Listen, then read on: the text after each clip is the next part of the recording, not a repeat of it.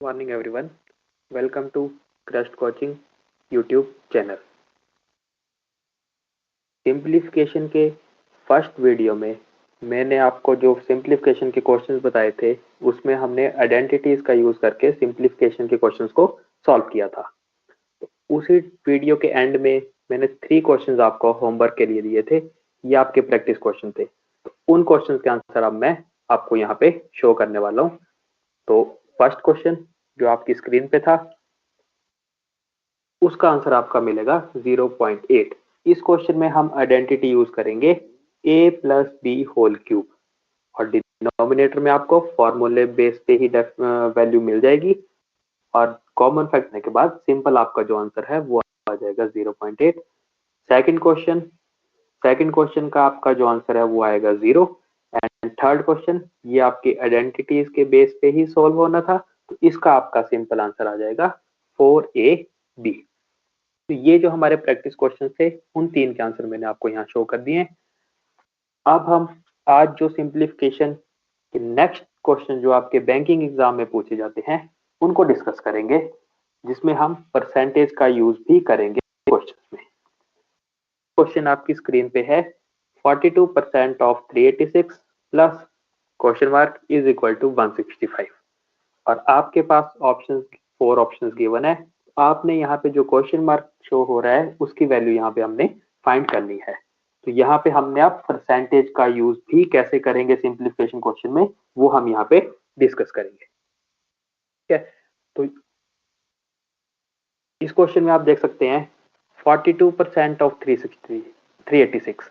जब इस वैल्यू को हम ओपन करके लिखेंगे तो यह आपका बन जाएगा 42 386, क्योंकि जब हम परसेंटेज को रिमूव करेंगे तो डिनोमिनेटर में आपके पास वैल्यू आ जाएगी 100 and plus question mark is equal to 165।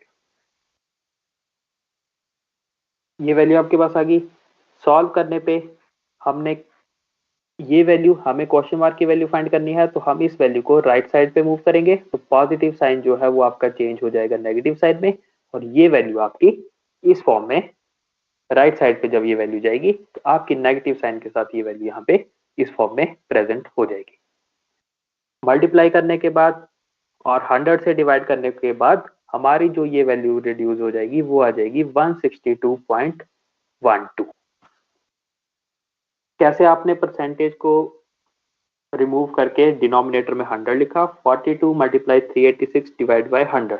इस वैल्यू को जब हमने सॉल्व किया तो हमारे पास वैल्यू आ गई 162.12 और इस वैल्यू को जब हम 165 से सब्ट्रैक्ट करेंगे तो क्वेश्चन मार्क की वैल्यू जो हमारे पास आएगी वो आ जाएगी 2.88।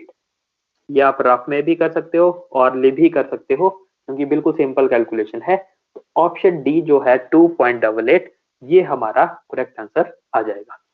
ठीक है, परसेंटेज को आपने फर्स्ट स्टेप में रिमूव किया और उसके बाद सिंपल हमने इसको मल्टीप्लाई करके सब्ट्रैक्ट किया 165 से, तो हमारा आंसर आ गया 2.88।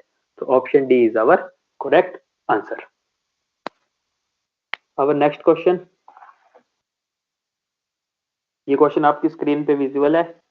मैं आपको 10 सेकंड्स देता हूं, इस क्वेश्चन को ट्राई करो कि आप 10 to 20 सेकंड में इस क्वेश्चन को सॉल्व कर पाते हो या नहीं। आपका टाइम 10 सेकंड में आपको दूंगा, स्टार्ट होता है आप।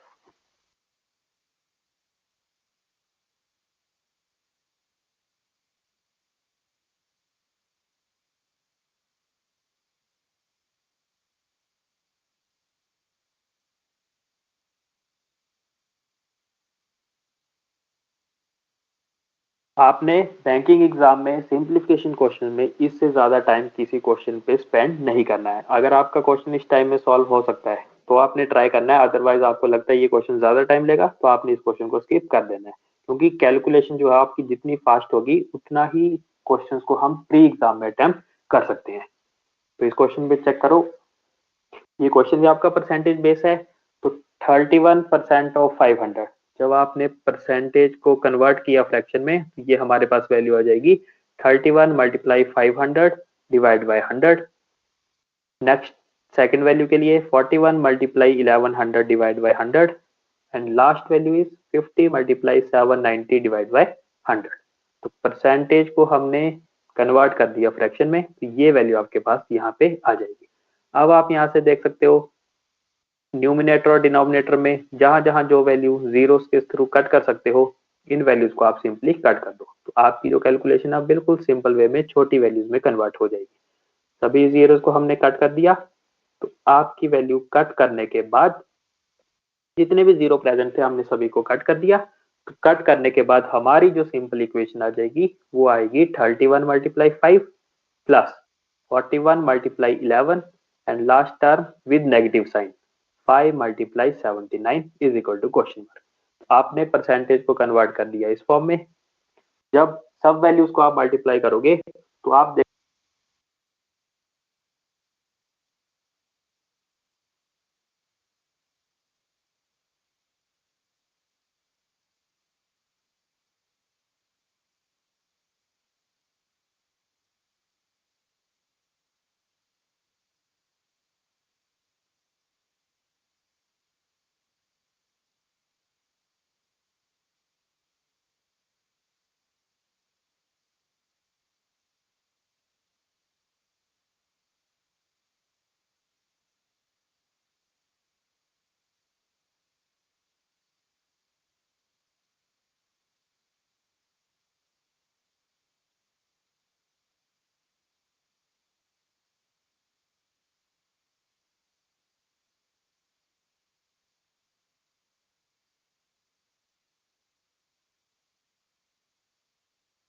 211।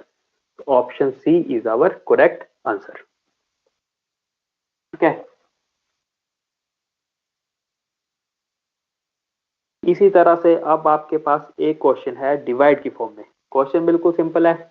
इस क्वेश्चन में देखो, आप ऑरली आंसर भी कर सकते हो, कोई स्टेप लिखने की भी जरूरत नहीं है इस क्वेश्चन में हमें, क्योंकि ये क्वेश्चन बिल्कुल सिंपल है लेकिन थोड़ा कैलकुलेटिव है। और ये क्वेश्चन आप जब इसके ऑप्शंस को ऑब्जर्व करोगे तो सारे ऑप्शंस आपको पॉइंट की फॉर्म में गिवन है, तो आपको चेक करना पड़ेगा कि कौन सा आंसर यहाँ पे ट्रू है। तो देखो, ट्राई करो इस क्वेश्चन को। सिंपल क्वेश्चन है, जिसकी कैलकुलेशन स्ट्रॉन्ग है वो और कर लेगा, इसको बिना पेन पेंसिल के हम सॉल्व कर सकते हैं।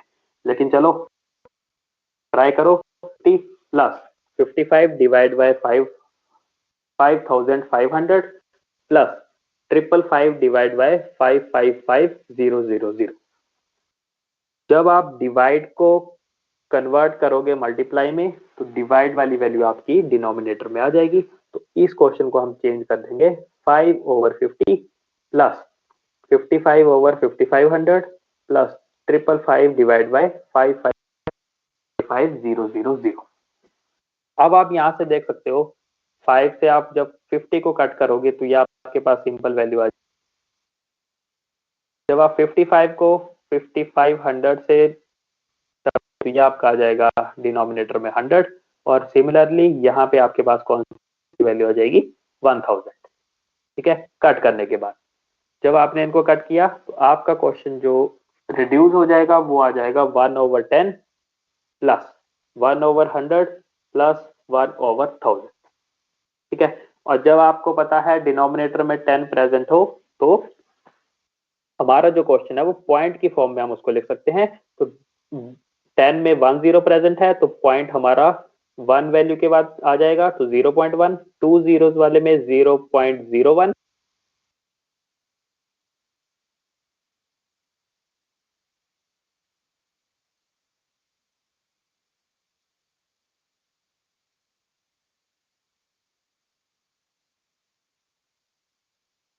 ऑप्शन डी जो हमारे पास था वो हमारी वैल्यू थी 0.111। देखो, ऑप्शन बी में आपके पास 1.111 भी प्रेजेंट था, लेकिन जब आपने क्वेश्चन को सॉल्व किया, देखो दो दो ऑप्शंस आपको सेम मिलेंगे। लास्ट डिजिट्स के थ्रू हम डायरेक्टली आंसर नहीं बता सकते हैं। जो लेटेस्ट पैटर्न है उसमें आपको 50% जो क्वेश्चन मिलेंगे वो अप्रोक्सीमेशन के भी मिलेंगे, लेकिन जो 50% क्वेश्चन है उसमें आपको एग्जैक्ट वैल्यू फाइंड करनी पड़ेगी, और उस वैल्यू के लिए आपको पूरा आंसर सॉल्व करना पड़ता है। ठीक है, तो आपको क्वेश्चन को देख के ही जज करना है कि कौन से क्वेश्चन में हम एग्जैक्ट आंसर जब फाइंड करेंगे। तो देखो, ऑप्शन तो आपके पास दो दो सेम प्रेजेंट होंगे, पर आपको एग्जैक्ट वैल्यू फाइंड करके बताना पड़ेगा कि कौन सा ऑप्शन, बी और सी में आपको सिर्फ एक वैल्यू का डिफरेंस मिलेगा, तो आपको पूरी वैल्यू एग्जैक्टली फाइंड करनी पड़ेगी। तो इस क्वेश्चन का आंसर जो है वो 0.111 तो option D is our correct answer. इसी बेस पे एक क्वेश्चन हमारे पास ये है, ये आपका मिक्स्ड फ्रैक्शन की फॉर्म में प्रेजेंट है। ठीक है, देखो जो लेटेस्ट पैटर्न है आपका बैंकिंग एग्जाम का, उसमें क्या है, कंसेप्ट आपके नॉर्मल ही है, लेकिन क्वेश्चन को इतना लेंथी कर दिया है कि कैलकुलेशन में ही आपका टाइम जो है वो वेस्ट होता है। क्योंकि आपको पता है 60 मिनट्स में 100 क्वेश्चन अटेम्प्ट करने हैं, लेकिन एक सेक्शन के लिए आपको 20 मिनट्स का ही टाइम मिलेगा, और उसमें आपके पास 35 क्वेश्चन प्रेजेंट होंगे मैथ सेक्शन में। तो आपका क्वेश्चन जो है वो होगा सिंपल, लेकिन कैलकुलेशन उसमें इतनी लेंथी होगी कि आपको पूरा क्वेश्चन सॉल्व करते करते 30 to 40 सेकेंड इजिली लग जाते हैं। तो आपने जितनी प्रैक्टिस करोगे उतना ही आप अपना टाइम जो है वो रिड्यूस कर सकते हो। चलो मिक्स फ्रैक्शन का एक क्वेश्चन हम चेक कर लेते हैं। ये क्वेश्चन आपका है, इसमें आपको x की वैल्यू फाइंड करनी है। तो 4 ऑप्शंस भी जो आपके ऑप्शंस प्रेजेंट हैं वो भी हमारे मिक्स्ड फॉर्म में गिवन है, तो आपका जो आंसर आएगा वो मिक्स्ड फॉर्म में ही आपको एग्जैक्ट फाइंड करना पड़ेगा। ठीक है, जब आपने इन टर्म्स को नॉर्मल फ्रैक्शन में कन्वर्ट किया तो हमारे पास ये वैल्यू आ गई 14/5 माइनस सेकेंड वैल्यू को जब आपने ओपन किया 25/7, third value is 21/10 and last is divide by 5 is equal to x। ये वैल्यूज तो सिंपल है, 5 को हम पहले 2 से मल्टीप्लाई करेंगे, आफ्टर दैट इस वैल्यू को हम यहाँ पे प्लस कर देंगे। तो 5 × 2 इज 10 एंड 10 + 4 इज 14, तो 14 डिवाइड बाय 5 ये वैल्यू हमारी कन्वर्ट होके इस फॉर्म में आ गई। तो सिमिलरली सेकंड वैल्यू को 7 को आप 3 से मल्टीप्लाई करोगे, उसमें +4 करोगे तो 25/7 and next value is 10 × 2 + 1 is 21, तो 21/10। अब हम ऑफ एंड डिवाइड को भी चेंज कर देंगे, तो हमारे जो इक्वेशन आ जाएगी वो आएगी 14 divide by 5 minus 21 divide by 7, of means multiply and multiply 21 divide by 10, and जब हमने डिवाइड को मल्टीप्लाई में कन्वर्ट किया तो ये वैल्यू हमारी क्या हो जाती है, रेसिप्रोकल। तो रेसिप्रोकल ऑफ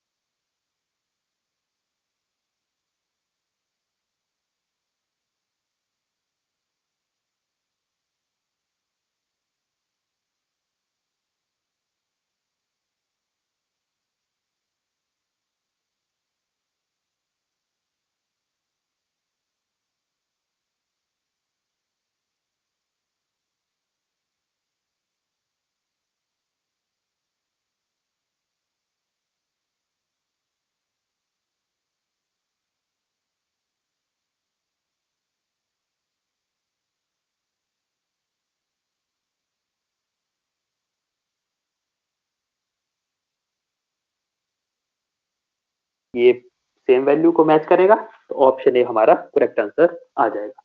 तो मिक्स्ड फ्रैक्शन को आपने देखा किस तरह से हमने पहले कन्वर्ट किया सिंपल फ्रैक्शन में, उसके बाद मल्टीप्लाई, आफ्टर दैट माइनस, और आपकी जो x की वैल्यू आ जाएगी वो आएगी 1:3/10। तो option A is our correct answer. इन्हीं क्वेश्चंस के बेस पे एक प्रैक्टिस क्वेश्चन मैं यहाँ पे शो कर रहा हूँ, जिसका आंसर मैं आपको अपनी नेक्स्ट वीडियो पे बताऊंगा। ये क्वेश्चन जो है इसमें भी आप आइडेंटिटी का यूज करके आंसर फाइंड कर सकते हो। सिंपल क्वेश्चन है, तो इसको आप ट्राई करना, और ऑप्शंस आपके सामने ये हैं। ठीक है, इसका आंसर फाइंड करने के लिए आप जो सिंप्लीफिकेशन का थर्ड पार्ट आएगा वहां पे आप इसका आंसर चेक कर सकते हो। थर्ड पार्ट में मैं आपको जो हमारे लेटेस्ट एग्जाम में अप्रोक्सीमेशन के मैक्सिमम क्वेश्चंस पूछे जाते हैं आजकल एग्जाम में, तो अप्रोक्सीमेशन के क्वेश्चंस मैं थर्ड वीडियो में आपके साथ डिस्कस करूंगा। ठीक है, और आप हमारे एकेडमी के नंबर पे कांटेक्ट कर सकते हो। आपको और डिटेल चाहिए होगी तो आप इस नंबर पे व्हाट्सएप भी कर सकते हो, वहां से आपको पूरी इंफॉर्मेशन अवेलेबल हो जाएगी। Okay, thank you.